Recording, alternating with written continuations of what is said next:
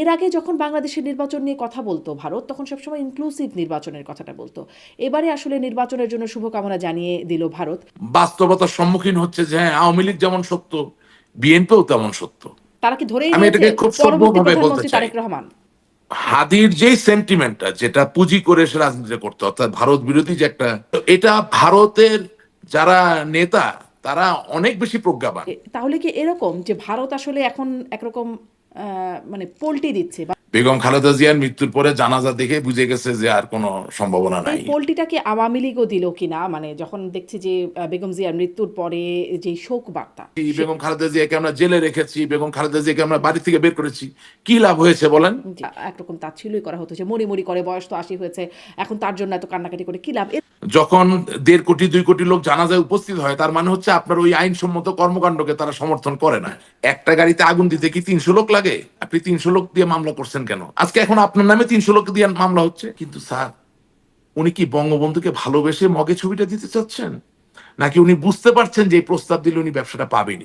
আমাদের শিক্ষামন্ত্রী ছিল যে জীবনে বিশ্ববিদ্যালয়ে পড়ে নাই, বিশ্ববিদ্যালয়ের ভিতর দিয়ে হাঁটে নাই, প্রথম শিক্ষামন্ত্রী, ১২টা বাজাইয়া দিছে। তখন ওটা যদি আপনি কি বুঝতাম না নিজে আমি। সরি ফিল করেন? এবং ইয়েস, আমি ক্যামেরা যখন চালু হয়েছে বলতে পারি নাই, নাম্বার আমাকে ক্যামেরা যখন ক্ষমা চালু প্রার্থনা। হয়েছে তখন কেন, মানে তখন কেন তারেক রহমানকে উন্মাদ বলতে হয়? আমি তারেক রহমানকে কোনোদিনও উন্মাদ বলিনি। বলেছেন, আমি অন রেকর্ড না, আপনাকে দেখাতে না, পারবো। আপনি না। সজীব অজের জয়, তিনি ড্রাঙ্ক অবস্থায় গাড়ি চালিয়ে ফুটপাতে গাড়ি উঠিয়ে দিয়েছিলেন, একজন মানুষও মারা গিয়েছিলেন, পুলিশ তাকে নাকি ধরে নিয়ে গিয়েছিল। মির্জা আব্বাস সাহেবের যে এলাকা, সেখানে ভোটের হিসাবে হাদি কোনো ম্যাচ ছিল না। মির্জা ডাকাইতে এলাকায় ডাকাতকেই, মানে ওরকম, উনি ডাকাত না, ওরকম শক্ত সমর্থ সাহসী লোককে হওয়া লাগে। আঙ্গুল উঠেছে কিন্তু আওয়ামী না, লীগের প্রতি। জাহাঙ্গীর না, কবির নানকের পিএস তার কথা না শুনে লিখে দিবে। আপনাকে ধন্যবাদ আমাকে আজকে আমন্ত্রণ জানানোর জন্য। আপনাকেও ধন্যবাদ। এবং সরাসরি প্রশ্নে যাই যে বেগম জিয়ার মৃত্যুর পর আমরা দেখলাম যে ভারতের প্রধানমন্ত্রীর শোক বার্তা নিয়ে ভারতের পররাষ্ট্রমন্ত্রী জয়শঙ্কর তিনি বাংলাদেশে আসলেন, তারেক রহমানের সাথে বৈঠক করলেন এবং ফিরে গিয়ে প্রশ্নের উত্তরে তিনি বলছেন, মানে বাংলাদেশ সফর নিয়ে তিনি বলছেন যে সামনে নির্বাচন, বাংলাদেশে আসন্ন নির্বাচন নিয়ে তিনি শুভকামনা জানাচ্ছেন এবং নির্বাচনের পর পরিস্থিতি থিতু হলে সুপ্রতিবেশী সুলভ আচরণ সেটির বিস্তার ঘটবে এই অঞ্চলে, এরকম একটা বার্তা তিনি দিচ্ছেন। মানে এর আগে যখন বাংলাদেশের নির্বাচন নিয়ে কথা বলতো ভারত, তখন সবসময় ইনক্লুসিভ নির্বাচনের কথাটা বলতো। এবারে আসলে নির্বাচনের জন্য শুভকামনা জানিয়ে দিল ভারত। মানে ভারত কি এই বাস্তবতা বুঝতে পারছে বা মেনে নিচ্ছে যে এখন ইনক্লুসিভ নির্বাচন বা আওয়ামী লীগ সহ নির্বাচনটা হবে না, নাকি মানে আসলে কেন এমন বার্তা বলে মনে হয়? প্রথমে খুব কঠিন প্রশ্ন। হ্যাঁ, ভারত বুঝতে পারছে যে আমাদেরকে নিয়ে নির্বাচন হবে না, এবং ভারত এটাও বুঝতে পারছে যে ডক্টর মোহাম্মদ ইউনূসের সরকার একেবারেই সফল না, কিন্তু তার ব্যর্থতার কারণে বা রাজনৈতিক আমাদের সফলতার কারণে যেই সংকটের জায়গায় আমাদের ঘুরে দাঁড়ানোর কথা, সেটা পূর্ণাঙ্গ রূপে এখনো হয় নাই। সুতরাং বহির্বিশ্বের অনেক বন্ধু, অনেক শুভাকাঙ্ক্ষী চাইতেই পারে অনেক কিছু, কিন্তু তাতে যে আমাদের এই নির্বাচনে অংশগ্রহণ করা হবে এটা মনে হয় না।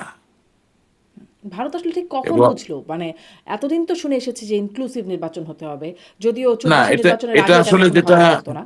যে হ্যাঁ, এটা আসলে চরম একটা নৈরাশ্যের ব্যাপার এই কারণে যে আমি একেবারেই ৫ই আগস্টের পর থেকে আপনার অনুষ্ঠানের মাধ্যমে, আপনি খেয়াল করবেন আমি খুব বেশি অনুষ্ঠানে যাই না, আপনার অনুষ্ঠানে আসি এবং মাঝে মাঝে আরেকজনের অনুষ্ঠানে যাই। এটার কারণটা হচ্ছে যে আমি যে কথাগুলো বলি, কথাগুলোর ধারাবাহিকতা যাতে থাকে। মানে ১০ হোস্টের ১০ অনুষ্ঠানে ১০ রকম কথা গেলে মানুষ রিলেট করতে পারে না। আমি প্রথম দিন থেকে যা বলছি এখন পর্যন্ত তাই বলছি। এটা একটা মারাত্মক নৈরাশ্যের জায়গা তৈরি করেছে। সেটা হচ্ছে ৫ই আগস্টের আগে যা হয়েছে তা তো হয়েই গেছে, আমরা তো নাই।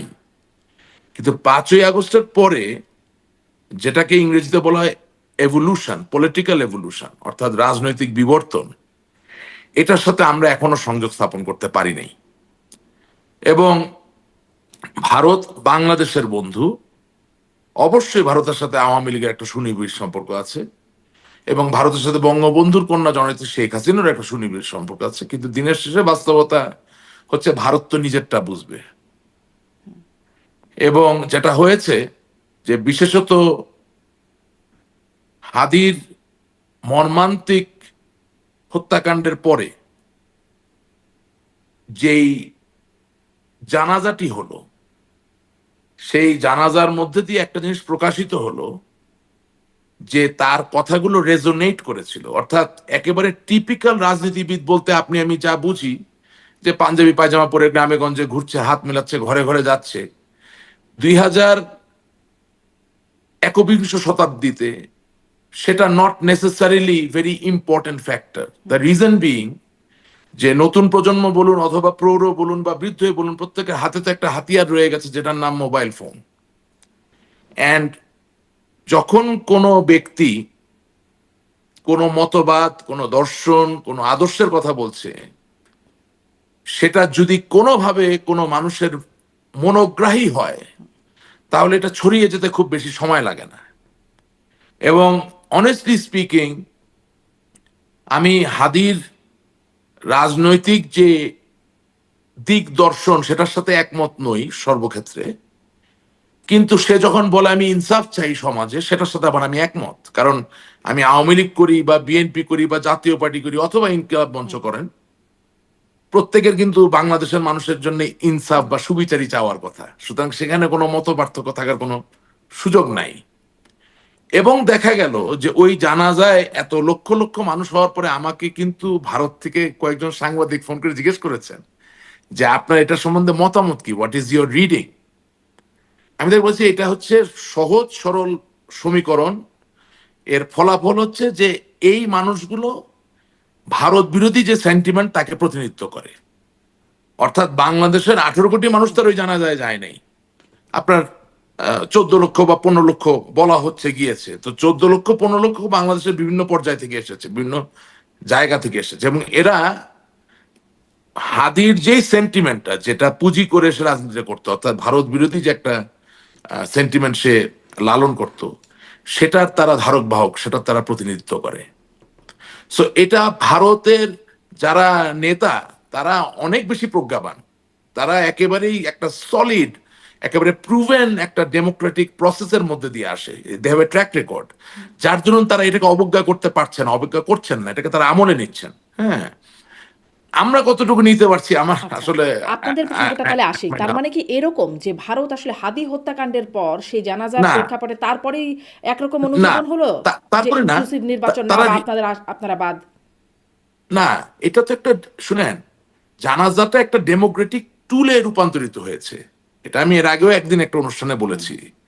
জানাজা হওয়ার কথা আপনার পরকালের পরপারের একটা উসিলা, যেখানে মানুষ আপনার জন্য ক্ষমা চাবে, আপনার জন্য দোয়া করবে, আপনার ঋণ থাকলে সেই ঋণের ভার আপনার সন্তান নিবে, সেটা যেমন সত্য, ঠিক একইভাবে যে কোনো একজন পাবলিক ফিগার, মানে একজন পলিটিক্যাল সোল বা একজন পলিটিক্যাল মানুষের জন্য এটা একটা ডেমোক্রেটিক টুলও।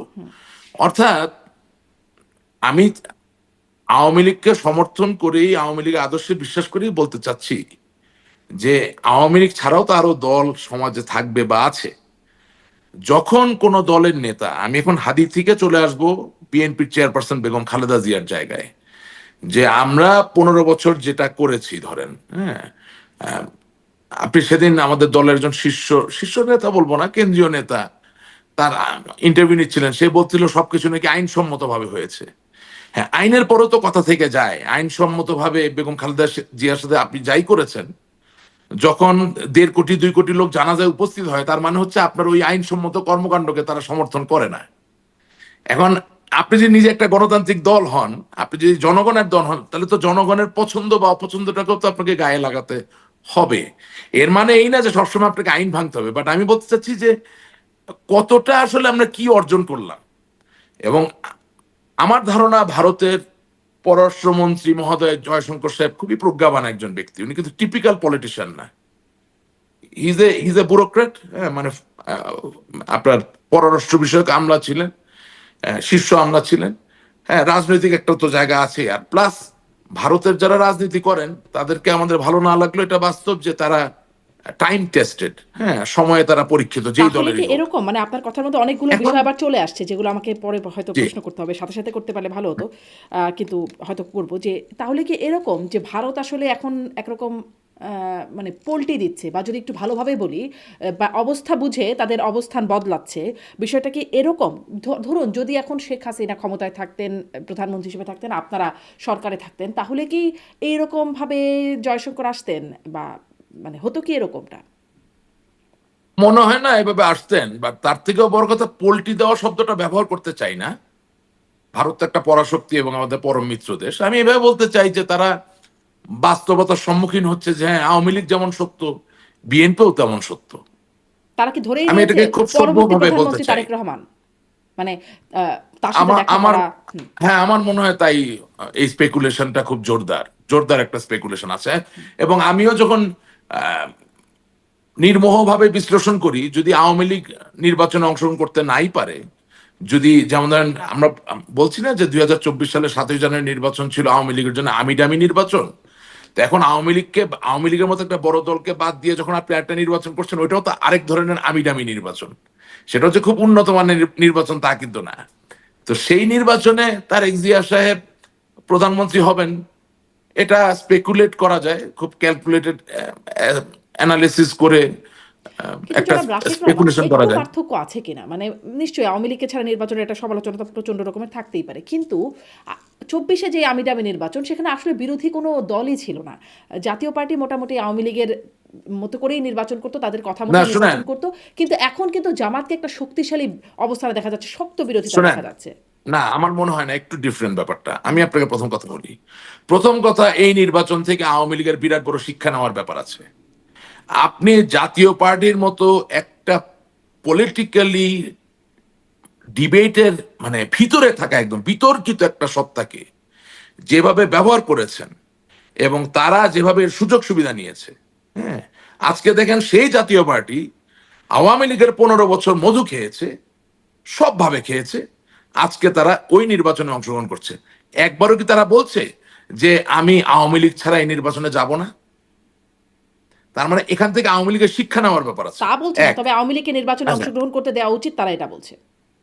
না সেটা তো একটু বলতেই হবে, তাছাড়া তার তার মূল্য থাকে না। কিন্তু তখনই বুঝতাম বাপের বেটা, হ্যাঁ, যদি যার ক্যাবিনেটে মন্ত্রী ছিলেন, আপনার দলের চেয়ারম্যান হোসেন মোহাম্মদ এরশাদ সাহেব মন্ত্রী পদমর্যাদায় বিশেষ দূতের দায়িত্ব পালন করেছেন, আপনি জিএম কাদের জাতীয় পার্টির চেয়ারম্যান, আপনি নিজে পূর্ণ টার্ম ফুল মিনিস্টার ছিলেন, আপনার দলের আরো অনেকে মন্ত্রী ছিলেন, আপনার দলের প্রত্যেক মহাসচিব আজ অবধি প্রত্যেকে আওয়ামী লীগের সময় কোনো না কোনো ভাবে এমপি হয়েছেন।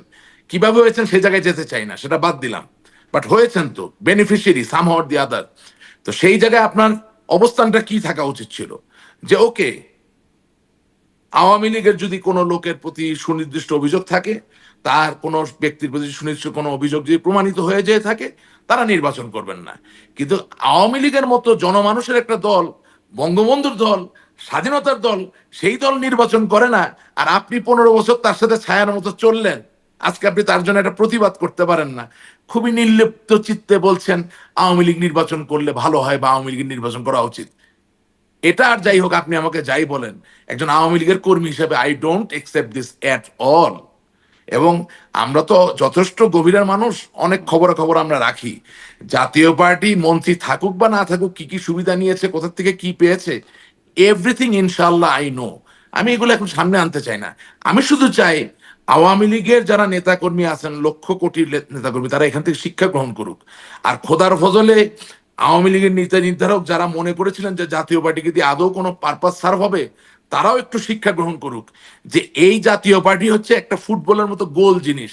ওরে আপনি যেদিকে লাথি মারবেন সে ওইদিকে চলবে, তার নিজের কোনো চরিত্রের ব্যাপার যে নাই। সেটা শেখ হাসিনার একটা ফোনালাপ, মানে লিক হওয়া ফোনালাপে শুনছিলাম যে না, ওই জাতীয় ওই পার্টি, ফোনালাপ অন্য জাতীয় জিনিস। পার্টি ডেড ওই ইস্যু। ওই ওই মানে ফোনাল জাতীয় ওই পার্টি কিন্তু ফোনালাপ দেখেছি কখনো বিএনপির সাথেও জোট করেছে, কখনো আওয়ামী লীগের না, সাথে। যাই হোক, জাতীয় ওই পার্টিকে ওই আলোচনায় না আনি। শুনেন, আমি আমি বলি, একটু আওয়ামী লীগের অবস্থান আপনি, নিয়েও জানতে না চাই। একটু আপা একটু, আপনি যে ফোনালাপের কথা বলছেন সেখানে আওয়ামী লীগের সভানেত্রী হিসেবে জাতীয় পার্টির কোনো সাংগঠনিক ভিত্তি নাই, এই ব্যাপারটাই তার কথা ইঙ্গিত বহন করে। কিন্তু জাতীয় পার্টি যে এইভাবে, ওই যে শব্দটা ব্যবহার করলেন পোল্টি, এখন পোল্ট্রি শব্দটা ব্যবহার করবেন। এভাবে যে পোল্ট্রি দিতে পারে এটা তো আর শেখ হাসিনা বুঝতে পারেন নাই। বুঝতে পারবেন না, কেন বুঝতে পারবেন না? উনি তো মানে না জাতীয় পার্টি এখন তো বুঝতে বিএনপির শোনেন, সাথেও গেছে, জাতীয় না পার্টি জোট শোনেন, করেছে। জি, এখন বুঝতে পারছেন, আচ্ছা তখন বুঝতে পারেন নাই। আচ্ছা আচ্ছা। এবার এই পোলটিটাকে আওয়ামী লীগও দিল কিনা, মানে যখন দেখছি যে বেগম জিয়ার মৃত্যুর পরে যে শোক বার্তা শেখ হাসিনা আওয়ামী লীগ সভানেত্রী এবং তার পুত্র সজীব অজয় জয়ের কাছ থেকেও আসছে, এবং মানে তখন আসলে সামনে ওই বিষয়গুলো সব এখন ভাইরালও করা হচ্ছে, মানে সব বক্তব্যগুলোকে একসাথে করে যে কিভাবে তার অসুস্থতা বা তার মরণাপন্ন অবস্থা নিয়ে একরকম তাচ্ছিল্যই করা হতো, যে মরি মরি করে বয়স তো 80 হয়েছে, এখন তার জন্য এত কান্নাকাটি করে কী লাভ, এরকম এরকম বক্তব্য আরও অনেক কিছু আসলে এখন খুব গণমাধ্যমে মানে সামাজিক যোগাযোগ মাধ্যমে বিশেষ করে খুব চলছে। এটাও কি একরকম মানে অবস্থানের পরিবর্তন, যদি ভালোভাবে বলি, আর নেতিবাচকভাবে বললে না বলবেন? না, অবশ্যই না, অবশ্যই না। কোন জাতীয় নেতার মৃত্যুতে আরেকজন জাতীয় নেতার শোক জানাবেন, এখানে ওই আপনি যে শব্দ ব্যবহার করার চেষ্টা করছেন বা যা খুঁজে পাওয়ার চেষ্টা করছেন, এটা খুঁজে পাওয়ার কোনো সুযোগ নাই। বরঞ্চ আমি মনে করি যদি উনি বেগম খালেদা জিয়ার প্রতি শোক জানান এবং সেখানে যদি সংহতির কিছু খুঁজে পান বা সেখানে ঐক্যের জন্য যদি এতটুকু ছিটাফুটা খুঁজে পাওয়া যায় যে ঠিক আছে, কিছু কিছু ঘটনা কিছু কিছু ক্ষেত্রে মানুষ কাছাকাছি আসতে পারে, সেটা কাছাকাছি আসতে দেওয়াই উচিত। কারণ আর যাই হোক, আজকে তো বলতে দ্বিধার কিছু নাই, আওয়ামী লীগ বঙ্গবন্ধুর দল, স্বাধীনতার দল, তাই না? ঠিক একইভাবে মেজর জেনারেল জিয়াউর রহমান বিএনপির প্রতিষ্ঠাতা, তিনি তো বীরুত্তম ছিলেন, বঙ্গবন্ধু তাকে বীরুত্তম দিয়েছেন এবং তিনি স্বাধীনতা যুদ্ধ করেছেন। হ্যাঁ, এটা বাস্তব। এবং এটাও সত্য যে বিএনপিতে লোক হাজার হাজার মুক্তিযোদ্ধারা আছেন সক্রিয়ভাবে। সুতরাং তারা তো মুক্তিযুদ্ধকে অস্বীকার করেন না। জামাত ইসলামী যেভাবে মুক্তিযুদ্ধকে অস্বীকার করছেন, যেভাবে ইতিহাসটাকে বিকৃত করে ফেলার চেষ্টা করছেন, যেহেতু বিএনপি সেটা করেন না, আমি তো মনে করি যে মানুষের মৃত্যু অবধারিত সত্য, কুল্লু নাফসিন জায়গাতুল মৌত, প্রত্যেকটি জীবিত প্রাণের মৃত্যুর আশ্বাস গ্রহণ করতে হবে। এই যখন সত্য, সেই জায়গা থেকে আল্লাহ তাআলার এই যে পরম সত্য, এর মধ্যে দিয়েও যদি ভালো কিছু আসে, সেটা হতে দেওয়া উচিত আমাদের। সেটাকে সন্দেহের জায়গায় নেওয়াটা ঠিক হবে না। কারণ আমি যদি আপনাকে উল্টা প্রশ্ন করি যে আমার নেতৃত্বে একদিন মৃত্যুবরণ করবেন, তিনি মৃত্যুবরণ করলে কি জনাব তারেক জিয়া শোক জানাবেন না? আমি বিশ্বাস করি জানাবেন। আপনি কি মনে করেন না যে বেগম খালেদা জিয়া মৃত্যুবরণ করার আগে যদি আল্লাহ তাকে হায়াত দারাজ করুক, উনি যদি মারা যেতেন, তাহলে তার জন্য কি বেগম খালেদা জিয়া শোক জানাতেন না? জানাতেন। সুতরাং সবকিছুকে নিয়ে রাজনীতির ছাঁচে ফেলার কোনো প্রয়োজন আছে বলে আমি জানি না, প্রয়োজন আছে বলে আমার মনে হয় না। আর তার থেকে বড় কথা কি, এখন তো ভাইরালের যুগ। সব আপনি বলেছেন সঠিক না, এটা ঠিক, যতটুক খারাপ বলেছেন সেটা কোনোদিন হারাবে না, বারবার ঘুরে আসবে। এখন সেটা তো যিনি বলেছেন তাকে সেই রেসপন্সিবিলিটি নিতে হবে। হুম, মানে আপনিও বলেছেন, এর আগেও একদিন কথা আমিও হচ্ছিল। বলেছি, আমি আমি এখনই বলতে চাচ্ছিলাম যে আমি নিজেও বলেছি। যেটি হ্যাঁ, আমি নিজেও বলেছি। হ্যাঁ, আমি এমন সব কথা বলেছি যেগুলো হয়তোবা আমি যদি ভবিষ্যৎ দেখতে পারতাম বলতাম না। আমি যেসব কথা বলেছি আমি হয়তোবা যদি বুঝতাম যে এর মাঝে তঞ্চকতা আছে, এর মাঝে প্রতারণা আছে, এর ভিতর অসততা আছে, কপটতা আছে, আমি বলতাম না। অবশ্যই আমি বলতাম না। মানে আমি যদি আমি না, যদি এটা আমি মানে শুধু এর মধ্যে আপনাকে তঞ্চকতা, কপটতা আছে, অসততা আছে, কেন বুঝবেন না সেটা? সেটি শোনেন, ওই দিনের শেষে আমি খুবই সুবিচারে বিশ্বাসী একজন মানুষ, এবং আমি কঠিন ভাবে থমাস জেফারসন একটা কথা বিশ্বাস করি যে অন্যের উপরে অন্যায় সংগঠিত হলে ওটাকে যদি আমি আমার নিজের উপর সংগঠিত হয়েছে বলে মনে না করি, তাহলে আমার পক্ষে এই সমাজ কোনোদিন ঠিক করা সম্ভব নয়।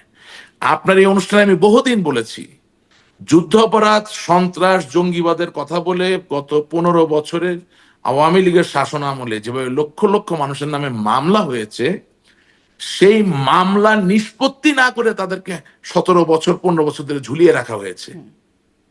সুতরাং আমি যদি জানতাম যে এটাই হবে, যে আমার দলের আইন কৌশলী যারা, ওনারা আমাকে ক্ষমা করবেন কিন্তু সত্য আমাকে বলতে হবে, যে তারা জামিন বাণিজ্য করবেন, তারা মামলা বাণিজ্য করবেন, তারা শুনেন, একটা গাড়িতে আগুন দিতে কি 300 লোক লাগে? আপনি 300 লোক দিয়ে মামলা করছেন কেন? আজকে এখন আপনার নামে 300 লোক দিয়ে মামলা হচ্ছে, আমার নামে যতগুলা মামলা, প্রত্যেক জায়গায় 300 জন 400 জন করে আসামি, আমরা দেখিয়ে দিয়েছি কাজ হচ্ছে।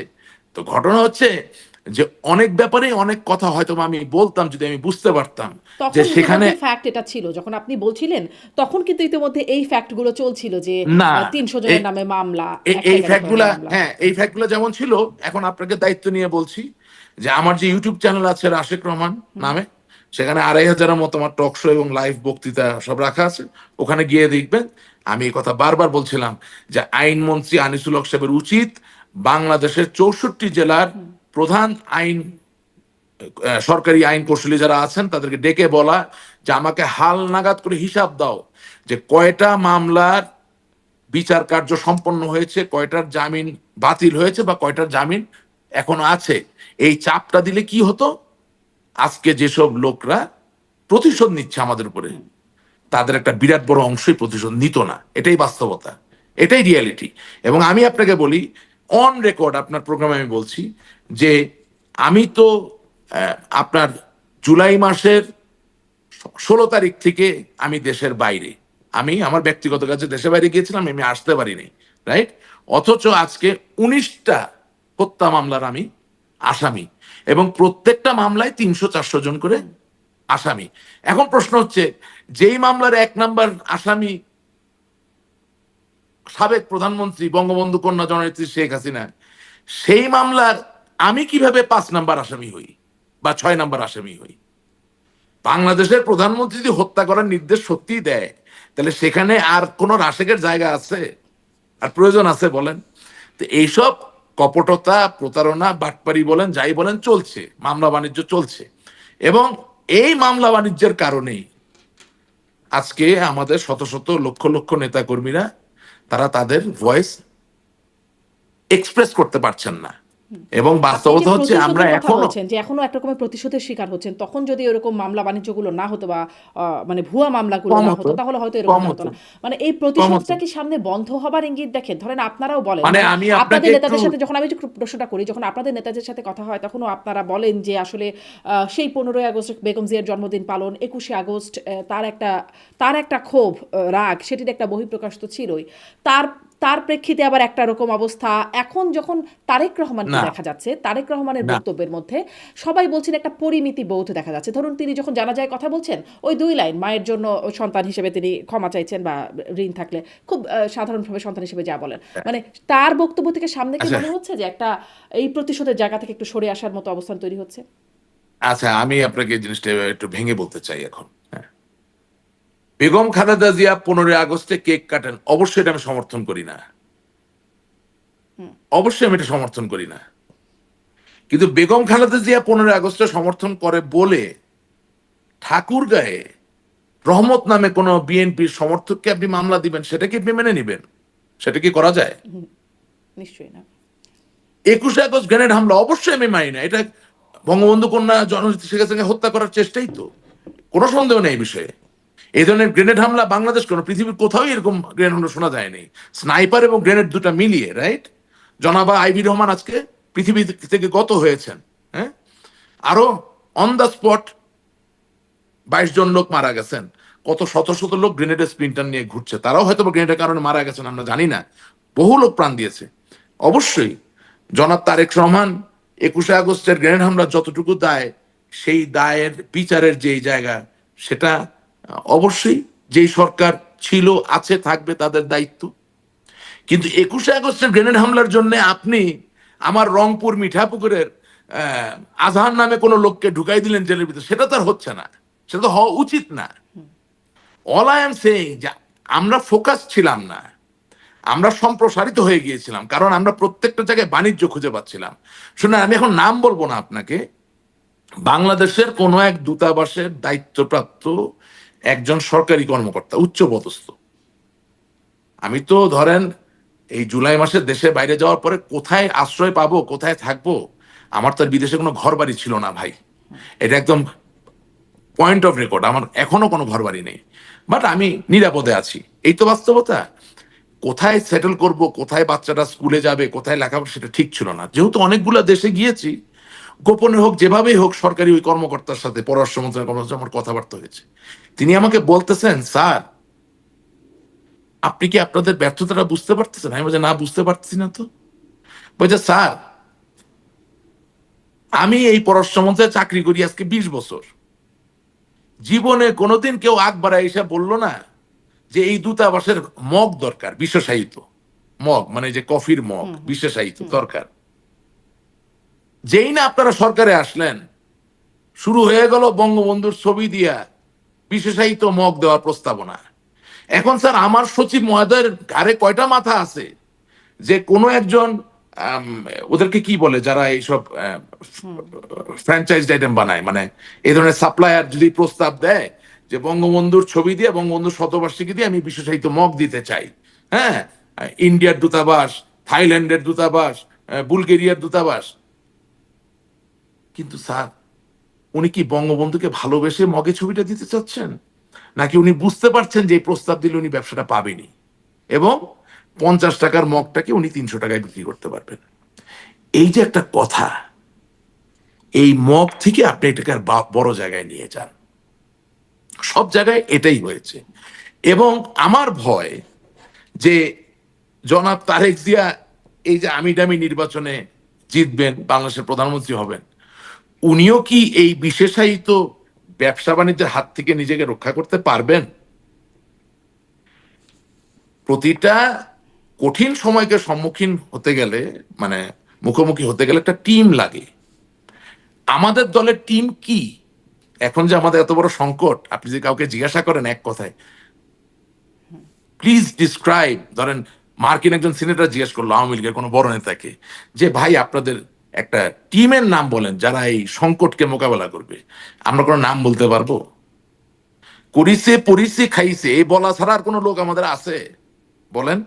ঠিক একইভাবে যদি বিএনপিকে আপনি এখন নিবিড় ভাবে জিজ্ঞাসা করেন যে আগামী দিনের এই আধুনিক বাংলাদেশকে যদি এগিয়ে নিতে হয় আপনাদের টিমটা কোথায়, এই তো নির্বাচন তার কয়েকদিন তারেক পরে। রহমান বলছেন যে আই না, হ্যাভ আ প্ল্যান, মানে no, no, sure, sure. Maybe he has a plan. I'm not going to debate with that. There is nothing wrong in having a plan. It's a good thing that he has a plan. এই যে চিন্তা করে Martin Luther king এর সাথে I have a dream, I have a dream, I have a dream that one day the people of this country shall not be judged by the color of their skin, rather they will be judged by the content of their character. এই যে Martin Luther king অমোক যে statement, হ্যাঁ, সেখান থেকে উনি এতটুকু নিছেন যে I have a plan. Okay, good, এটা তো ভালো জিনিস, এটা তো নতুন জেনারেশন, নতুন প্রজন্ম গ্রহণ করবে। But you have a plan. Who is going to execute that plan? Because অর্থনীতিতে পড়ানো হয় when you have a plan there is a lag, LAG for plan, there is a lag for execution, there is a lag for organization. So এই যে LAG, যখন আপনি এই ল্যাগকে ঠিক মতো ম্যানেজ করতে পারবেন তখন ইউ আর সাকসেস স্টোরি। হ্যাঁ, এখন আপনি ধরেন একটা মোবাইল ফোন বানালেন, আপনি কি মনে আপনি করছেন প্ল্যান করে, বিএনপিতেও সেই টিম নাই? আমি মনে করছি না, আমি তো আপনাকে জিজ্ঞেস করছি আপনি যখন গণমাধ্যম কর্মী আপনি পেয়েছেন নাকি কোনো টিম হাতে, আপনি নাম শুনেছেন নাকি? কারা কারা হবে আগামী দিনের বাংলাদেশ ব্যাংকের গভর্নর? কে হবে বাংলাদেশের আগামী দিনের অর্থমন্ত্রী? কে হবে বাংলাদেশের আগামী দিনের পরিকল্পনা মন্ত্রী? কে হবে বাংলাদেশের আগামী দিনের শিক্ষামন্ত্রী?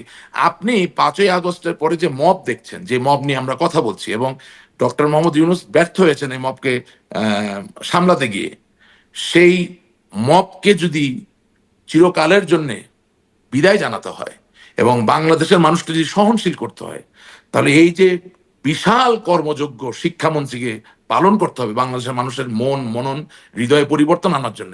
Who is that person? এটা তো হু ইজ সবসময় দ্যাট দেখা যায় লেজেন্ডারি ফিগার? নির্বাচনের হ্যাঁ, পরেই সেটি মানে নির্ধারিত হয়। এটি তো আমাদের কালচার যে নির্বাচনের পরে। আমাদের শিক্ষামন্ত্রী ছিল যে জীবনে বিশ্ববিদ্যালয়ে পড়ে নাই, বিশ্ববিদ্যালয়ের ভিতর দিয়ে হাঁটে নাই, প্রথম শিক্ষামন্ত্রী 12টা বাজাইয়া দিছে। দ্বিতীয় শিক্ষামন্ত্রী ছিল উনি সবকিছুই পড়ালেখা করছে, উনি যে আসলে কি হইতে চাইছেন উনি নিজেও জানেন না। আর তৃতীয় শিক্ষামন্ত্রীর কথা তো বললামই না, তাকে কোনো উপদেশ পরামর্শ দেওয়া যায় না। এই একই যদি অবস্থা হয় পরবর্তী সরকারের সময়, তাহলে দেশটা যেহেতু আপনার আমার সকলের, তাহলে খুব ভালো কিছু আমরা আশা করব বলে মনে করছি না। জি, এই প্রশ্নটা মানে 5ই আগস্টের পর থেকেই আসে যে এই যে আপনি যেই বিষয়গুলোর কথা তুলছিলেন আপনার দলের বিষয় এবং আপনার নিজের বিষয়ও, যে তখন এটা যদি বুঝতাম, ওইটার জন্য কি আপনি না, নিজে সরি, তখন ওটা যদি আপনি কি বুঝতাম না, নিজে সরি ফিল করেন এবং আপনার দলের এইসব না, বক্তব্যের কারণে কি দলের ভেতর থেকে কোথাও সরি বা আমি অনুশোচনা ফিল করে কিনা? আমি একটু রেকটিফাই করতে চাই নিজেকে। এখানে 3টা ব্যাপার আমি ক্ষমা প্রার্থনা করব। একটা হচ্ছে যা সত্য হচ্ছিল সেটা রেকর্ডেড অবস্থায় আছে, আমি বলেছি, কিন্তু যতটা সজোরে বলতে পারার শক্তি আমার ছিল সেটা আমি করি নাই। আল্লাহ আমাকে ক্ষমা করুন, এই দেশের মানুষ আমাকে ক্ষমা করুন, বাট আমি বলেছি, বলি নাই যে তা না। যখন এমন ধরনের সেমিনার হয়েছে যে বিএনপি জামাতকে আর খুঁজে পাওয়া যাবে না, বাংলাদেশে আর জঙ্গিবাদ নেই, তখনও আমি যথেষ্ট যৌক্তিকভাবে সম্প্রসারিতভাবে বলার চেষ্টা করেছি এই ধারণা ভুল, we are going towards the wrong direction. But আমি কোথায় ক্ষমা চাচ্ছি? যে আমার আসলে উচিত ছিল সকল ভয় ভীতিকে পরিত্যাগ করে, যেটা আমার দায়িত্ব একজন নেতা হিসেবে, সেই সজোরে বলতে পারা। হ্যাঁ, এবং আপনি কিন্তু ডিবিসিতে ছিলেন, আপনার অনেক অনুষ্ঠান আমি করেছি, আপনি মনে করে দেখবেন যে অনুষ্ঠানের আগে পরে মাঝখানে কিন্তু অনেক সময় বলার চেষ্টা করেছি we are making mistakes, but yes, আমি ক্যামেরা যখন চালু হয়েছে বলতে পারি নাই। হ্যাঁ, এটা গেল এক। 3 নাম্বার, আমাকে ক্যামেরা যখন ক্ষমা চালু হয়েছে প্রার্থনা। তখন কেন তারেক রহমানকে উন্মাদ বলতে হয়? তখন কেন আপনার বেগম জিয়া না, আমি সম্পর্কে যে আমি তিনি তারেক কেমন রহমানকে কখনো মুক্তিযোদ্ধা, উন্মাদ কি দিয়ে বলিনি। মুক্তিযুদ্ধ করেছেন, আ- এই আমি আমি প্রসঙ্গগুলো আমি তখন কেন তা- বলতে হয় আসলে? না, না, আমি তারেক রহমানকে কোনোদিনও উন্মাদ বলিনি। বলেছেন, আমি অন রেকর্ড না, আপনাকে দেখাতে না, পারবো, আপনি না, সময় আমি টিভি একটা একটা আমি একটা অনুষ্ঠানে আমি বলেছেন না, আমি উন্মাদ বলিনি। আমি একটা কথাই শুধু বলেছি, যে সেটা তাদের সাথে হচ্ছে কিসের সংলাপ, প্রশ্ন ছিল সংলাপের। না, না, ওটা আমি দুটো দুটো কথা যেটার জন্য আমি ভাইরাল ছিলাম, দুটো কথা। একটা কথা আমি বলেছিলাম যে নতুন প্রজন্মের অধিকার আছে জানার যে তারেক রহমান সাহেবের আয়ের উৎস কি ইংল্যান্ডে, এবং এটা মারাত্মক রকম ভাইরাল হয়েছিল। তখন শেখ রবিউল সাহেব ওই অনুষ্ঠানে ছিলেন, তিনি বর্তমানে মনোনয়ন পেয়েছেন। হয়তোবা তিনি জানতেন না, বেচারা ঠিক মতো উত্তর দিতে পারেন নাই, উনি একটু রাগ হয়েছিলেন, উত্তেজিত হয়ে গেছিলেন, যার দরুন ওই ক্লিপটা খুব ভাইরাল হয়েছিল। আর 2 নাম্বার আরেকটা ব্যাপারে আমি করেছিলাম, সেটা হচ্ছে যে যখন তিনি বলেছিলেন যে মেজর জেনারেল জিয়াউর রহমান বাংলাদেশের প্রথম রাষ্ট্রপতি, তখন আমি ওই জায়গায় বলেছিলাম যেগুলো বললে যেটা হচ্ছে যে ওনার যে স্থান, সেই স্থানটাকে উনি নিজেই বিতর্কিত করে ফেলতেছেন। কিছু জিনিস নিয়ে বিতর্ক তৈরি করা লাগে না, কারণ এটা তো সময় প্রমাণিত হয়ে গেল। আমরা বেগম খালেদা জিয়াকে জেল দিয়েছি, বেগম খালেদা জিয়াকে আমরা জেলে রেখেছি, বেগম খালেদা জিয়াকে আমরা বাড়ি থেকে বের করেছি, কি লাভ হয়েছে বলেন? জি, তা তো সময় উত্তর দিল না। জি নিশ্চয়ই, না, আমি না, আসলে সেই বক্তব্যগুলোর কথা বলছিলাম যে আওয়ামী না, লীগের না, একদম না, শীর্ষ নেতা থেকে শুরু করে হ্যাঁ, আপনারা যখন আমাকে বলেছেন একটু সিমলেস ভাই সেগুলোর জন্য আপনি আমাকে একটু সিমলেস ভাই বলতে দেন।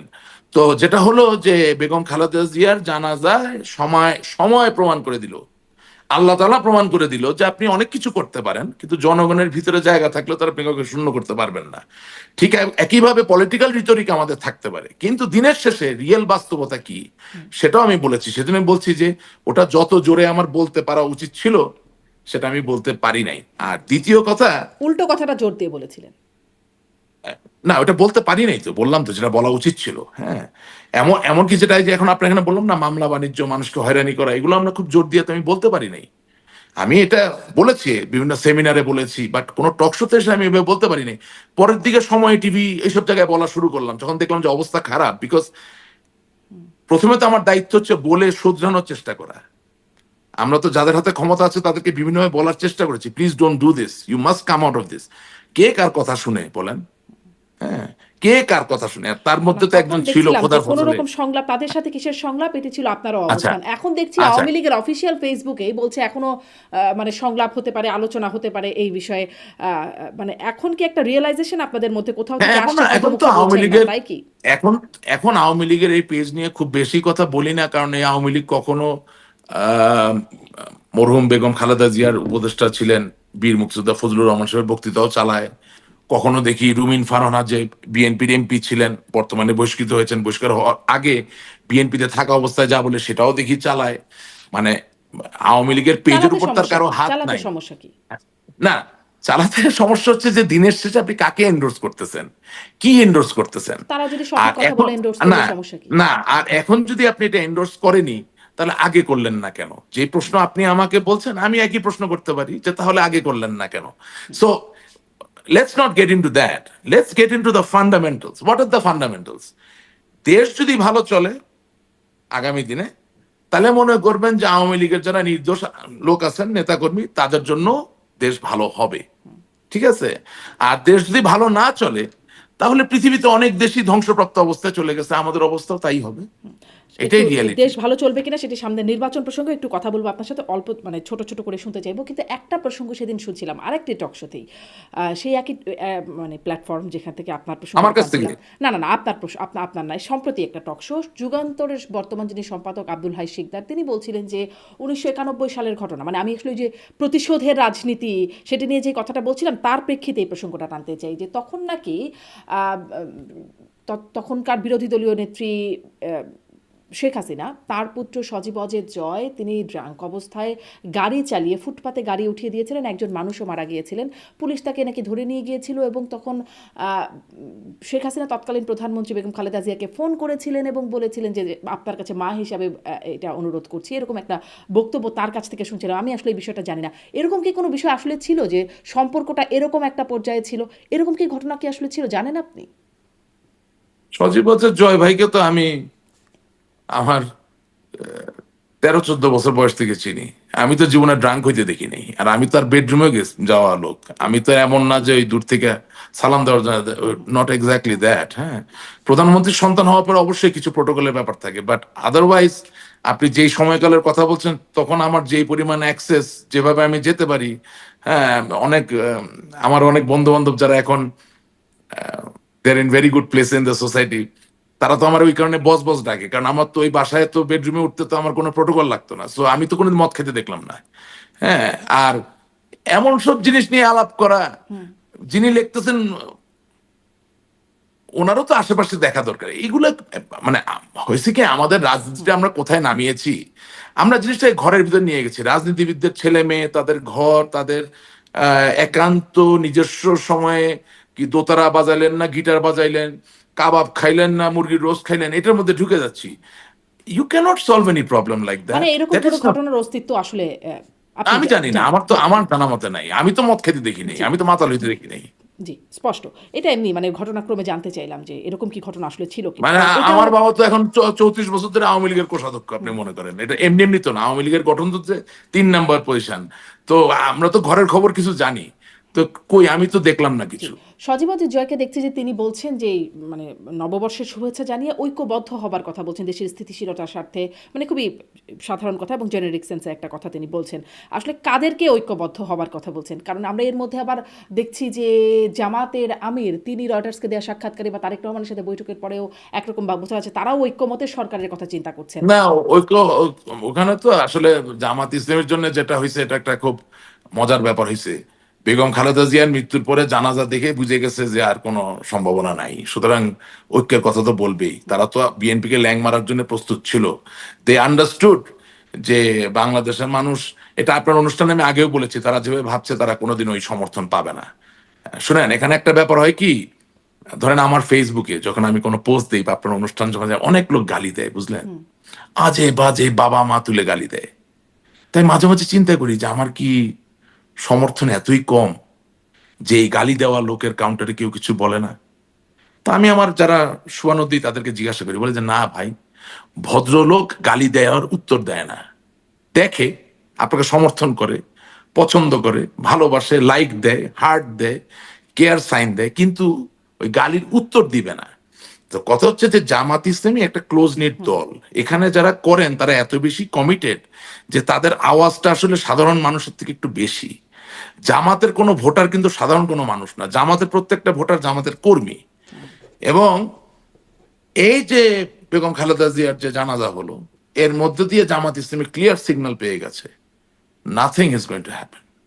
কয়েকটা সিট পাবে, বেশি কিছু না, not more than that. You take my word from, জি আই ক্যান অ্যাসিওর ইউ। জি নির্বাচনের পরেও নিশ্চয়ই এই বিষয়ে কথা বলার যদি সুযোগ হয়। নির্বাচনের পরেও মিলবে, আগেও মিলবে, হ্যাঁ বলে দিলাম। আমি আচ্ছা আপনার এখানে যত কথা বলে নির্বাচনটা গেছি প্রত্যেকটা হ্যাঁ কথা মিলছে। রেকর্ডেড থাকে যে নির্বাচনটা ঠিক মতো হবে বলে মনে হচ্ছে এখনকার পরিস্থিতিতে। একদম 100%। আপনাকে বলছি তফসিল হবে, হ্যাঁ নির্বাচন হবে, সব হবে। আচ্ছা আচ্ছা এবং নির্বাচন নির্বাচনে ঠিক এবার মতো হবে কিনা, হ্যাঁ ওয়েট, নির্বাচন ঠিক মতো হবে কিনা, সহিংসতা হবে কিনা, খুনাখুনি হবে কিনা, এটা আমি প্রেডিক্ট করতে পারি না, এটা আমি করতে চাই না, বাট নির্বাচন হয়ে যাবে, আচ্ছা এটা আমি আপনাকে বলে এবং দিলাম। সেই নির্বাচনে দেখছিলাম মানে আওয়ামী লীগের পক্ষ থেকে সাবেক প্রধানমন্ত্রী আওয়ামী লীগ সভানেত্রী শেখ হাসিনার পক্ষ থেকে বলা হচ্ছে নির্বাচনের বর্জনের আহ্বান জানানো হচ্ছে, দলীয় নির্দেশনায় নাকি তিনি এই এই বিষয়ে বলেছেন যে নির্বাচন আওয়ামী লীগের ভোটারদের সমর্থকদের নির্বাচন বর্জনের আহ্বান জানাচ্ছেন। আপনার কাছে নেতাকর্মীদের তো বটেই, মানে এই আহ্বানে কেমন সাড়া মিলবে বলে মনে হচ্ছে? কারণ আমি যেটা দেখছি যে বিএনপির লোকেরা বা জামাতের যারা প্রার্থী হয়েছেন তারা আওয়ামী লীগের ভোটারদেরকে টানার একটা বেশ প্রচেষ্টা তাদের মধ্যে আছে। এই প্রচেষ্টার মধ্যে আসলে নির্বাচন বর্জনের যে আহ্বান সেটি আসলে কতটা কার্যকর হবে? আচ্ছা, এই প্রশ্নের উত্তরের দুটো ভাগ আছে, আমাকে সিমলেস ভাবে বলতে দিবেন। হ্যাঁ, প্রথম কথা, একেবারে আওয়ামী লীগের একজন কর্মী হিসেবে বলতে চাই যে জননেত্রী শেখ হাসিনা স্বাভাবিকভাবে যেই নির্বাচনে আওয়ামী লীগ অংশগ্রহণ করতে পারবে না, অন্যায়ভাবে সেই নির্বাচনে তার নেতাকর্মীকে ভোট দেওয়া থেকে বিরত থাকা বা বর্জন করার আহ্বান জানাবেন, পয়েন্ট ব্ল্যাঙ্ক, এখানে কোনো ডিবেট নাই। এবং এটাই সঠিক, এটাই তো তিনি বলবেন। দ্বিতীয়, আমাকে যে বিশ্লেষণের জায়গায় আসতে হয়, তাহলে বলতে হয় যে we are too late, we are already too late. The reason being, আমি মাঠের যে পালস বুঝি, যেসব নেতাকর্মীরা কোনো টিভিতে আসে না, টক শোতে আসে না, যাদের জায়গা টেলিগ্রামে হয় না, বা যাদের জায়গা ধরেন হোয়াটসঅ্যাপের ওই আয়োজন করা বৈঠকগুলোতে হয় না, বা যাদের সাথে ধরেন দূরালাপনির মাধ্যমে মানে যেটা চলে আর কি, হ্যাঁ, এগুলো হয় না, তারা দে হ্যাভ অলরেডি ডিসাইডেড কাকে ভোট দিবে। দ্য রিজন বিইং যে তাদেরকে তো বাঁচতে হবে। যেমন ধরেন, আল্লাহ ওনাকে জান্নাতবাসী করুক, লাল মিয়া গাছুয়া নামে আমার একজন প্রবীণ আওয়ামী লীগের আছেন, তিনি মারা গেছেন, বহুদিন আগে মারা গেছেন। এই জন্য উদাহরণটা নিয়ে বলছি। ওনার বাড়ি 16 নম্বর মির্জাপুর ইউনিয়নের গাছুয়াপাড়া নামে একটা গ্রামে। আগের দিনে তাদের টাইটেল ছিল গাছুয়া, এই জন্য গ্রামটার নাম গাছুয়াপাড়া। Big built man, very courageous, খুব শক্তিশালী, সাহসী, মানে আমরা জান প্রাণ দিয়ে ভালোবাসতো। উনি আজকে দুনিয়ায় নেই, আল্লাহ তাকে জান্নাতবাসী করুন। এখন তার এলাকার বাস্তবতা কি? তার এলাকার বাস্তবতা হচ্ছে গাছুয়াপাড়ায় যে 80-90টা ঘর, তার ভিতরে 95% ঘর হচ্ছে জামাত ইসলামী। এখন ধরেন এই গাছুয়াপাড়ায় যদি উনি আজকে জীবিত থাকতেন, তাহলে ওনার নামে অবশ্যই একটা মামলা হতো, এবং সেই মামলা থেকে যদি বেঁচে থাকতে হয়, ভালো থাকতে হয়, তাহলে তাকে তো গ্রামের বাকি লোকের সাথে সমীকরণ মিলিয়েই থাকতে হইতো। উনি কিন্তু কারো নির্দেশনার জন্য বসে থাকতেন না। সুতরাং এই বাস্তবতা টেকনাফ থেকে তেতুলিয়া, বাংলার প্রতিটা ঘরে ঘরে বাস্তব। আমার এক মেম্বার সাহেব আছে, 6বার মেম্বার হয়েছে নির্বাচিত। 6বার এমপি হওয়ার থেকে 6বার মেম্বার হওয়া অনেক কঠিন কাজ, এটা অনেক বড় নেতারা বুঝতে চায় না। 6বার মেম্বার হওয়া নিরবিচ্ছিন্ন ভাবে 6বার এমপি হওয়ার থেকে অনেক কঠিন কাজ। এই মেম্বার সাহেব আওয়ামী লীগ করেন, আওয়ামী লীগের নেতা, কিন্তু বাড়িটা হইল ঠিক জামাত ইসলামী গ্রামের মাঝখানে। ওনার তো, ওনার পূর্বপুরুষদেরও শক্তি নাই ওনাকে দিয়া এখন এই দলের নির্দেশনা মতো ভোটটা দেওয়ানো। কারণ সকালবেলা উঠে ওনাকে বলবে কি তাহলে ভাই কি এই দলের যাবেন নির্দেশনাটা না, বাস্তবায়ন হবে না মনে করেন? দেরি দেরি হয়ে গেছে, এটা আগে হইলে হইতো। কারণ আমরা একটু কনফিউজড, আমাদের তো অবস্থানটা কনফিউজ। যেমন ধরেন আমার 19টা মামলা, হ্যাঁ, আমার 19টা মামলার ভিতরে একটা মামলার বাদী জামাত ইসলামী, বাকি 18টা মামলার বাকি 18টা মামলার বাদী হচ্ছে বিএনপি। ঠিক আছে,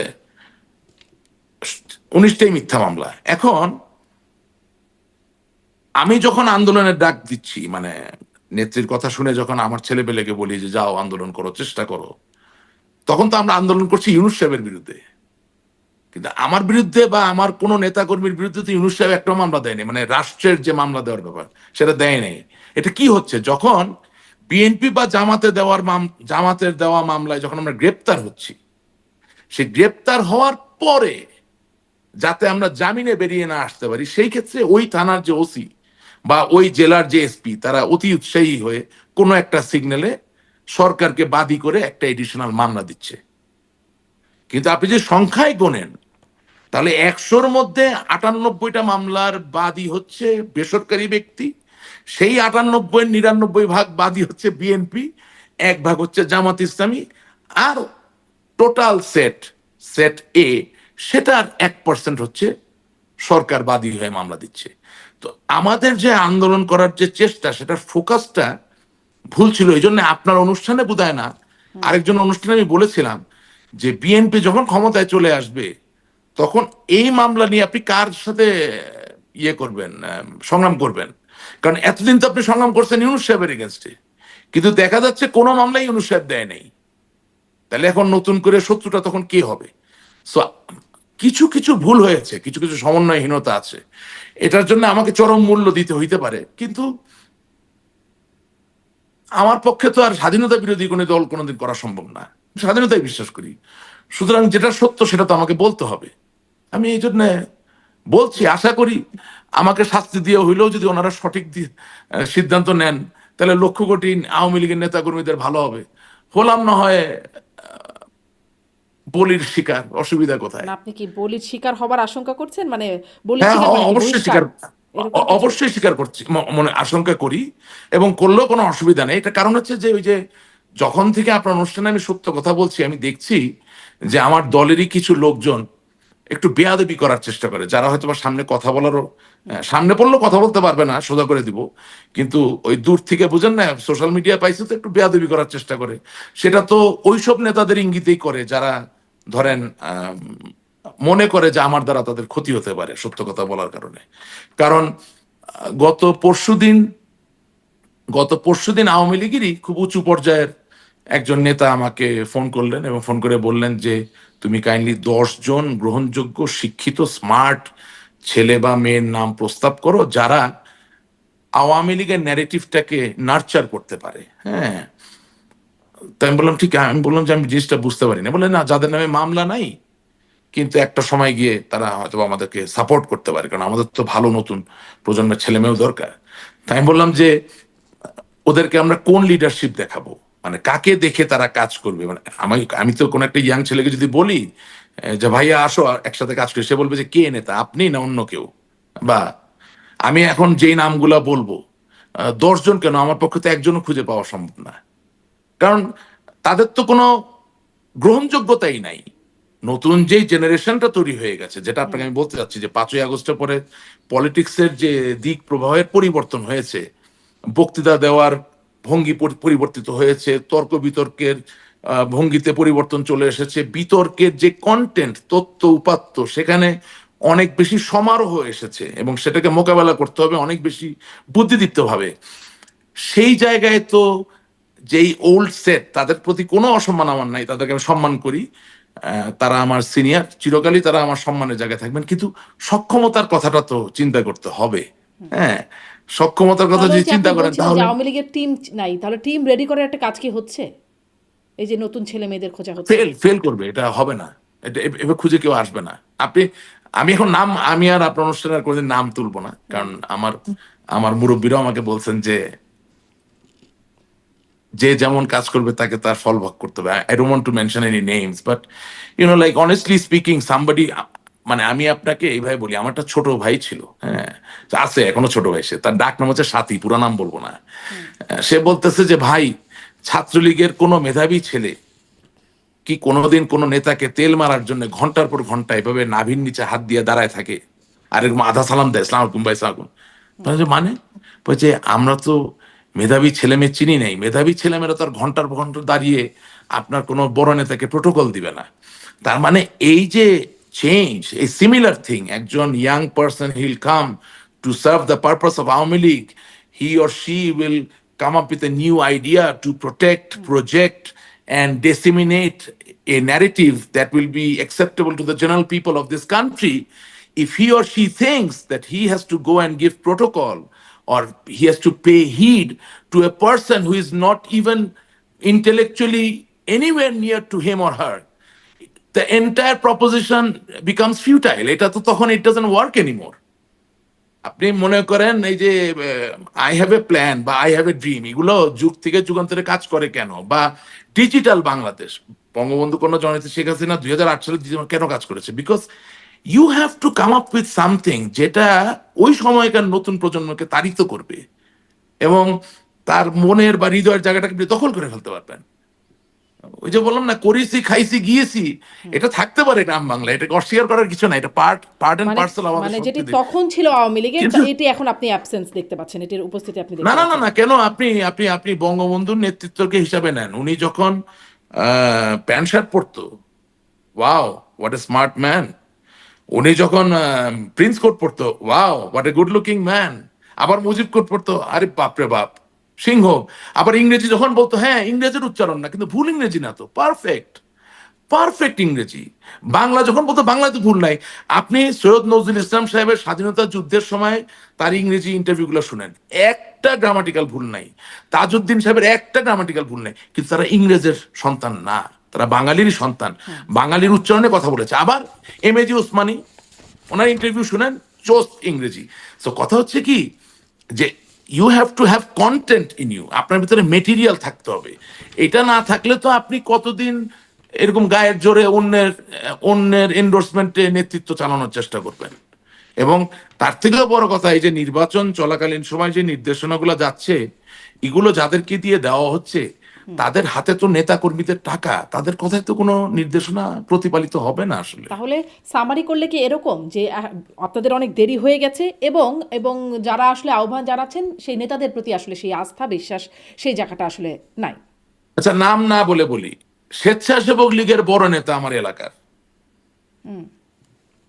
1996 সালের 15ই ফেব্রুয়ারির বেগম খালেদা জিয়ার যেই আম, প্রহসনমূলক নির্বাচনের যে প্রয়াস, এই ছেলে নিজে দৌড়ায় দৌড়ায় ককটেল মেরে বোম মেরে ওই নির্বাচন বন্ধ করছে। এই ভদ্রলোককে এখন ডাইকা কাছে পাওয়া যাচ্ছে না, বলে যে আমাকে মাফ করে দেন, দোয়াও চাই, মাপও চাই। কারণ 15টা বছর যেই পরিমাণ নির্যাতনের শিকার হয়েছে তার ডাইরেক্ট নেতার দ্বারা, সে বলে I don't want to do this anymore. এখানে একটা অ্যামেজিং ব্যাপার হয়েছে, আমরা আমাদের নিজেরা মাংস নিজেরা খেয়েছি, কিন্তু এটা এখনো বন্ধ হয় নাই। আপনি এই যে বঙ্গবন্ধু কন্যা জননেত্রী শেখ হাসিনা বললেন যে আমরা নির্বাচনের জন্য প্রস্তুত, আমার 300 আসন। রিয়েলিটি কি, যারা পরিসংখ্যান করে তারা তো আমাকে ফোন করে টাকা চায়। আমি যে টাকা না দেই, পরিসংখ্যানের নাম ঠিক মতো আসবে না। এখন কেন আসবে না? কারণ যারা পরিসংখ্যানটা করছে তারা ওই 15 বছরে যারা কমিটি বাণিজ্য করেছে, সেই কমিটি বাণিজ্যেরই তো একটা অংশ। তাহলে কি এরকম যে আপনার 300 আসনে প্রার্থী প্রস্তুত, এই প্রার্থীরা আসলেই প্রস্তুত, নাম্বার ওয়ান, আর নাম্বার টু, যারা 12টা বাইজে প্রস্তুত হলো 13টা তারা হয়ে যাবে। টাকা দিয়ে প্রস্তুত হলো? ওই ওই পরিসংখ্যান ঠিক নাই। আমি বললাম আপনাকে, একদম আজকে ঠোঁট কাটা কথা বলে যাচ্ছি, ওই পরিসংখ্যান ঠিক নাই। এই দলকে আমি ভালোবাসি, আমি ভিতরের কথা মনে বলছি, ওই পরিসংখ্যান ঠিক নাই। প্রথম কথা, আওয়ামী লীগের সিদ্ধান্ত নিতে হবে যে আমরা আগে যেসব অরাজনৈতিক ভুল সিদ্ধান্ত নিয়েছি সেগুলো আগামী দিনে আর নিব না, এবং আগামী দিনে এই সিদ্ধান্ত নিব না, এটা প্রত্যেকটা নেতাকর্মীকে বুঝিয়ে দিতে হবে। যে কমিটিতে আছে তাকেও, যে কমিটিতে নাই তাকেও বোঝাতে হবে। 2 নাম্বার, আপনাকে লক্ষ্য স্থির করতে হবে যে আমি কি আন্দোলনের মাধ্যমে কোনো সরকারের পতন ঘটাবো? তাহলে আইদার আন্দোলন অর নির্বাচন, দুটোই করবেন, এটা হয় না। দিস ইজ রং ডিসিশন আমার মনে হয়। হ্যাঁ, তো এভাবে আরো আরো অনেক কিছু আছে করা দরকার। আর আপনার দলের অবস্থান কি মনে হয় আপনার কাছে, আন্দোলন নাকি নির্বাচন, কি চায়? কি চাই জানি না, আমি বুঝি না, আচ্ছা, আপনি বোঝেন না মানে? আমি বুঝি না কি আচ্ছা, চাই। আচ্ছা। এবার একদম শেষের দিকে একটু, একদম অনেকটা সময় কথাও বলছি, শেষের দিকে আপনি বলছেন হাদির মৃত্যুর পরে আসলে পরিস্থিতি অনেকটা বদলে গেছে বা অনেক কিছু সামনে চলে আসছে, অনেক কিছু বোঝা গেছে। যেটি মানে হাদি হত্যাকাণ্ডের পরপরই, বা হাদি তখনও হত্যাকাণ্ড না বল, তখন আসলে হত্যার চেষ্টা অবস্থায় ছিল, তখন দেখা গেল সবাই প্রথমত ইনকিলাব মঞ্চের বা হাদির যারা সতীর্থ তারা সবাই মির্জা আব্বাসের দিকে আঙ্গুল তুললেন। তারপরে একবারে সবাই মিলে ভারতের দিকে একটা আঙ্গুল তুললেন, সেটি সার্জিস আলম তিনি লিখলেন উই আর অন ওয়ার, মানে একদম ভারতের সাথে যুদ্ধে আছে, ভারতের সাথে মাহমুদুর রহমান আমাদের এর সম্পাদক, পত্রিকার সম্পাদক, তারপর আরও রাজনীতিবিদরা যারা আছেন তারা ভারতের আধিপত্যবিদের কথা বলছেন, তার বিরুদ্ধে কথা বললেন। কিন্তু এখন ইনকিলাব মঞ্চের মঞ্চ থেকে বলা হচ্ছে, এবং তার যে ইনকিলাব মঞ্চের একজন কর্মী ডাকসু নেত্রী ফাতিমা তাসনিম জুমা তিনি বলছেন সেই শুটার দেশেই আছে, ফয়সাল তিনি দেশেই আছে, এবং কারো অনিচ্ছায় তারে ধরা হইতেছে না, অথবা এনকাউন্টারের পরিস্থিতি তৈরি করার জন্য তারে ধরা হইতেছে না, মানে এরকম একটা কথা বলছেন। আসলে আচ্ছা, আমি আসলে আপনার কাছে প্রশ্নটা করতে চাই, ভারতের অবস্থানটা এখানে কি? আসলে কি ভারত তাকে, মানে ভারত আসলে কি অবস্থায় বলে আপনার মনে হয়, আপনি যদি সেটাই বলেন। প্রথম কথা হচ্ছে ওবায়দুল কাদের সাহেবের প্রথম ইন্টারভিউ 5ই আগস্টের পরে যে ভদ্রলোক নিল, কি জানি নাম, কমল না অমল, কি নাম জানি ভাই। যে আমারও ঠিক মনে নাই, তবে দেখেছি। আরে আপনি আপনার ফেলো হ্যাঁ, কলিগের নাম জানবেন না? এটা একটা কথা। আপনি কি এখন আর বাংলাদেশের সাংবাদিক? আপনি তো এখন আমেরিকা বিশ্ব ইয়ে তোমার মতো আন্তর্জাতিক। কমল না অমল না কি, অমল। এরকম কিছু একটা। উনি আমাকে ফোন করে জিজ্ঞেস করতেছে, আচ্ছা ভাই, আওয়ামী লীগের সব নেতারা ইন্ডিয়া ছেড়ে অন্য জায়গায় চলে যাচ্ছে কেন?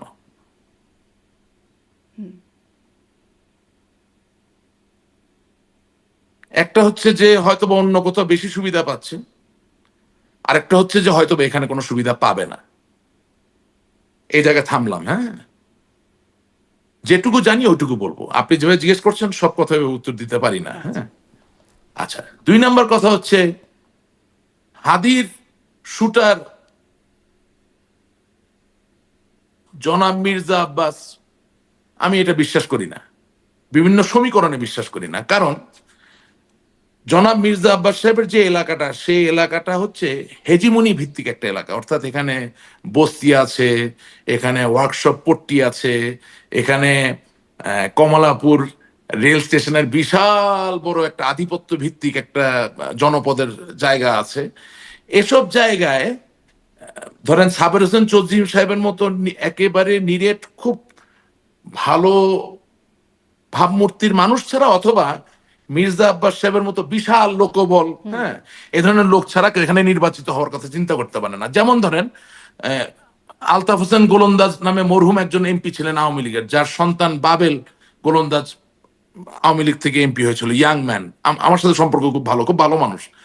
তার বাবা আমাকে বলতো যে বাবা আমি তো গফরগাঁয়ের এমপি, এখানে তো আর মসজিদের ইমাম সাহেব এমপি হইতে পারবে না, ডাকাইতে এলাকায় ডাকাতকেই, মানে ওরকম, উনি ডাকাত না, ওরকম শক্ত সমর্থ সাহসী লোককে হওয়া লাগে। সুতরাং মির্জা আব্বাস সাহেবের যে এলাকা, সেখানে ভোটের হিসাবে হাদি কোনো ম্যাচ ছিল না। মির্জা আব্বাস সাহেব এই কাজ করতে যাবেন না, আমি এটা মনে করছি না। হ্যাঁ, আওয়ামী লীগের কেউ করেছেন কিনা সেটা তো আমি জানি না, আমি তো তদন্তকারী কর্মকর্তা না। কিন্তু হ্যাঁ, কিন্তু আঙ্গুল উঠেছে কিন্তু আওয়ামী না, লীগের প্রতি জাহাঙ্গীর কবির না, নানকের পিএস, তার সম্পৃক্ততা হ্যাঁ, ইত্যাদি বিষয়ে ঠিক আলোচনায় আছে, অনুসন্ধানী হ্যাঁ, এগুলা সাংবাদিকরা বলেছেন। হ্যাঁ, এগুলা তদন্তে আসবে। হ্যাঁ, অনেক কিছু হতে পারে, নাও হতে পারে, তদন্তে আসবে, আমি ওই জায়গায় যাব না। হ্যাঁ, আহ, আমি যে জায়গাটায় যেতে চাই, যেখানে ফেইলিয়ারটা, সেটা হচ্ছে 17 বছর ফেসবুক, ইনস্টাগ্রাম, সোশ্যাল মিডিয়াকে আমরা অবজ্ঞা করেছি। কে করেছে? আমাদের হাইকমান্ড এটা হিসাবে নিতে পারেনি। এখন হাদি কেন এত বড় ফ্যাক্টর হলো? Because of social media. আমি তো আপনাকে বললাম সোশ্যাল মিডিয়ার তো অনেক সুবিধা। আমি যদি শারমিন চৌধুরীর পক্ষে দাঁড়াই এবং আমি আপনার পক্ষে যদি একটা স্টেটমেন্ট দিই, আর এই স্টেটমেন্টটা যদি মানুষের ফোনে ফোনে গ্রহণযোগ্য হয়ে যায়, তাহলে তো এর জন্য কোনো লজিস্টিক্স লাগছে না, মাইক ভাড়া করা লাগছে না, মঞ্চ ভাড়া করা লাগছে না, বাস ভাড়া করা লাগছে না, ট্রেন ভাড়া করা লাগছে না, অথবা পুলিশ রাস্তা আটকে দিয়েও কাউকে থামাতে পারছে না, সমর্থনটা অটোমেটিক্যালি তৈরি হয়ে যাচ্ছে। সো হাদির হত্যাকাণ্ড থেকে যেটা আমাদের বোঝা উচিত, সেটা হচ্ছে যে ইয়াং লোক ছাড়া আগামীর রাজনীতি এগিয়ে নেওয়ার কোনো সুযোগ নাই, নাই, নাই, নাই, নাই, সেটা যেই দলই হোক। 1 নাম্বার। 2 নাম্বার, একেবারেই অলরেডি বা তোতা পাখির মতো আগের সেই কলের গানের মতো আপনি যদি রাজনৈতিক বুলি আওড়াতে থাকেন, এবং অতি ভক্তি, ভক্তি থাকতে হবে, অতি ভক্তি হবে আপনার সমর্থনের জায়গাকে নষ্ট করে দেওয়ার মূল কারণ। মানুষের মনন পুরোপুরি পরিবর্তিত হয়ে গেছে। এখন আপনার অনুষ্ঠানে আপনি যদি আমাকে বলা শুরু করেন, রাশিক ভাই আপনি খুব ভালো কথা বলেন, আপনার শো খুব ভালো চলে, আপনার মতো এরকম বক্তা হয় না, আপনার প্রোগ্রাম আর কেউ দেখবে না। এবং আপনি যদি আমাকে খুব খুশি করার মতো প্রশ্ন করতে থাকেন যেখানে আমি বিপদে পড়ি না, আপনার প্রোগ্রাম আর কেউ দেখবে না। সো পলিটিক্যাল এরিনাও একদম একই রকম হয়ে গেছে। কোনো চ্যালেঞ্জ ছাড়া, সরাসরি সহজ কথা ছাড়া, nobody is going to accept G, politics of the future. বাস্তবতা। It's very কিন্তু আপনি simple. বলছিলেন মির্জা আব্বাস করবে বলে আপনার মানে সমীকরণ মেলে না। সমীকরণে পড়ে না। আওয়ামী লীগের প্রতি যে আঙ্গুল উঠছে এবং তার সাথে জাহাঙ্গীর কবির নানক, মোহাম্মদপুর না, এলাকার যে আমরা ওইভাবে যাব না। না, আমরা ওইভাবে যাব না। আমরা যাবো এইভাবে যে মির্জা আব্বাসও হাদিকে যেমন হত্যা করবে না, সাবের হোসেন চৌধুরী সাহেব ওই এলাকার সাবেক এমপি, হয়তোবা তিনি আবার কোনোদিন এমপি হবেন, হ্যাঁ, তিনিও এই হত্যার সাথে জড়িত থাকবেন না। আমরা ভাগ ভাগ করে কথা বলবো, সব মেলাবো না। I can't speak like that, I am a responsible person. হ্যাঁ, আর নাম্বার 2, ইন্ডিয়ায় কে গেছে না গেছে ভাই আমার কাছে ওই খবর নাই, আমি অত কানেক্টেড লোক না। আমি ইন্ডিয়ার এমপি টেমপি অনেক চিনি, হ্যাঁ, কি বলে যে পররাষ্ট্র সচিব টচিবও চিনি, ঠিক আছে, কিন্তু আমি তো আর গোয়েন্দা সংস্থা, হ্যাঁ গোয়েন্দা সংস্থার এখানে যে যেটা একটা ছিল 12টা বাজে যেটা বাংলাদেশে, ওইটাকে চিনতাম। হ্যাঁ, তো এছাড়া তো আর বেশি লোককে আমি চিনি না। কিন্তু আপনার তো আপনি আসলে মানে তদন্তও করছেন না বা অনুসন্ধানও করছেন না, আপনি সেটা হয়তো বলতে পারবেন না। কিন্তু আওয়ামী লীগের প্রতি আঙ্গুল তোলার কারণ আপনি দেখেন কিনা, আছে কিনা? আপনি যেমন না, সমীকরণ আঙ্গুল তো মিলাচ্ছিলেন সেই আওয়ামী সেই লীগের হিসাবে। প্রতি আঙ্গুল কেন? আঙ্গুল তো সব দিকে উঠছে বাংলাদেশে। তো এখন আর সোশ্যাল মিডিয়ার যুগে তার আঙ্গুল উঠতে অসুবিধা নেই, এখন চারিদিকে আঙ্গুল উঠে, আঙ্গুল উঠে এবং আঙ্গুল দেওয়া হয়। আমি এটা নিয়ে একদম চিন্তিত না। It's a very bad culture all together. হ্যাঁ, আপনি যাই বলেন, সবচেয়ে মজার বিষয় কি যে মানুষের এখন এডিডি হয়ে গেছে, অ্যাটেনশন ডিসঅর্ডার যে একটা সিনড্রোম আছে, এটা হয়ে গেছে। এই ধরনের আপনার সাথে টকশো করছি, 1 ঘন্টার টকশো, কথা না শুনে লিখে দিবে, এই রাশেক রহমান তুই হইলি আওয়ামী লীগের গাদ্দার, তোকে দেখে নিব, তোরে ব্রাশ ফায়ার করবো। হ্যাঁ, অথচ শুরুর থেকে শেষ পর্যন্ত আওয়ামী লীগের কথাই বলতেছি। প্রবলেমটা হচ্ছে যে ওর ভাষায় ওর যে নেতাটা আছে টাউট যে বাটপাটটা ওই যে নমিনেশন বিক্রি করতো ওর কথা মতো আমার কথা হইতে হবে। আমি আওয়ামী লীগের সত্য কথাটা বলতে পারবো না, দিস ইজ দ্য প্রবলেম। জি, জি, বুঝছেন না, মানে জি, টাউট বাটপাট গুলো সব জায়গা মতোই আছে, এখনো একটা সরে নেই। জি। মানে ইহাই বাস্তবতা। নেতৃত্বে টাউট বাটপাড়াই রয়ে গেছে। হ্যাঁ হ্যাঁ, এমন এমন লোকও আপনার এখানে প্রোগ্রামে আসে খোদার ফজলে, কোনোদিন সুষ্ঠু স্বাভাবিক নির্বাচন হইলে তাকে তার এলাকায় মানে যেখান থেকে এমপি দাঁড়াইতে বললেন 2000 ভোট পাবে না, লিখে দিলাম। জি, আমিও জিতি নাই। হ্যাঁ, জি, জি। তারাও এইসব সবসময় দেখা আমরা এই দেখা কথাটাই যাবে বলেন এমন যে লোক আপনিও এমপি জিতেন হয়েছে, না। দেখা যাবে এমন লোকও হয়েছে যে লোকের আত্মীয় জানে না যে সে এমপি হয়েছে ওই এলাকার থেকে। জি। অনেক ধন্যবাদ জনাব রাশিদ রহমান। আসলে এই 1 ঘন্টার উপরে হয়ে যাচ্ছে কথা বলছি। ধন্যবাদ আপনাকে যুক্ত হবার জন্য। না ধন্যবাদ আপনার আমার দর্শকদের। ধন্যবাদ, শুভকামনা। অনেক ধন্যবাদ। ভালো থাকবেন। আমি আমার কথায় যদি কষ্ট পেয়ে থাকেন, আই এম ভেরি সরি। দর্শকরাও যদি আমার কোনো কথায় কষ্ট পেয়ে থাকেন, আই রিয়েলি মানে প্রোফাউন্ডলি অ্যাপোলোজাইজ। হ্যাঁ, বাট আমি মনে করি ইট ইজ হাই টাইম দর্শকরা ওনাদের মনের কথা বলবেন, আমরাও আমাদের মনের কথা বলবো, এবং সেখান থেকে ভালো কিছু হবে। তবে দর্শকদের কাছে আপনার অনুষ্ঠানে একটা অনুরোধ, যদি অনুষ্ঠানটা পুরো না দেখেন তাহলে প্লিজ আজে বাজে ভাষায় কথা কমেন্ট করবেন না। আর যদি দেখেন, আপনি বিরোধিতা করেন, খারাপ কথা বলেন, কিন্তু অশ্রাব্য ভাষা ব্যবহার না করাটাই ভালো। অনেক ধন্যবাদ। ধন্যবাদ দর্শক।